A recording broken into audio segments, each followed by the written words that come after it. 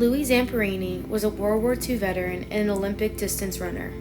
He competed in the 1936 Berlin Olympics and was set to compete in the 1940 Olympics, but it was cut short due to the beginning of the war. Louis Zamperini was in the Army Air Corps flying a B-24 when they noticed one engine began burning more fuel than the other side, and suddenly the engine stopped working. Louis commanded everyone to get into crash positions. They crashed into the Pacific Ocean and only 3 of the 11 on board survived. The 3 men were forced to suffer through the unrelenting sun, no food or water besides the occasional rainwater, and the constant circling of sharks for 47 days. While on boat, the men went from an average 125 pounds to 75 pounds due to the conditions they suffered.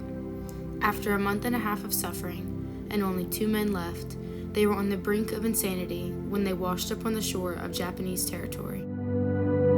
The 2 men were captured as prisoners of war and began the most horrific 2 years of their lives. While in prison, the men were separated and each suffered the most physical and mental torture by the Japanese. Zamperini was sent to Ofuna, where he met Bird, one of the most gruesome Japanese soldiers at the camp. Bird singled out Zamperini because of his Olympic experience. He would abuse him repeatedly and would tear into fits of psychotic violence with Zamperini. The Japanese used Louis as a propaganda tool. His Olympic history saved him from execution, but worsened his treatment from Bird. Bird would make Louis hold a heavy beam above his head and threaten to shoot him if he dropped it. But the torture did not end there. Bird would make the POWs punch each other until they were all nearly unconscious. During captivity, Zamperini was informed he would be moving camps and was ecstatic to hear that he would be leaving Bird. However, while entering the new camp, he discovered that Bird was transferred with him, and he began enduring even more torture than before. Captivity lasted 2 years until the end of the war.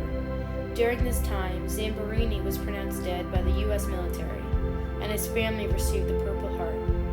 It wasn't until the end of the war, when Zamperini was rescued and sent home, that his family knew the truth. For many years after the war, Louis suffered with terrible nightmares and PTSD. He struggled with depression and alcoholism and was on the verge of losing his family. He states that it wasn't until his conversion to Christianity that he felt freed from his past. Louis even attempted to meet with Bird and forgive him. However, Bird did not want to meet.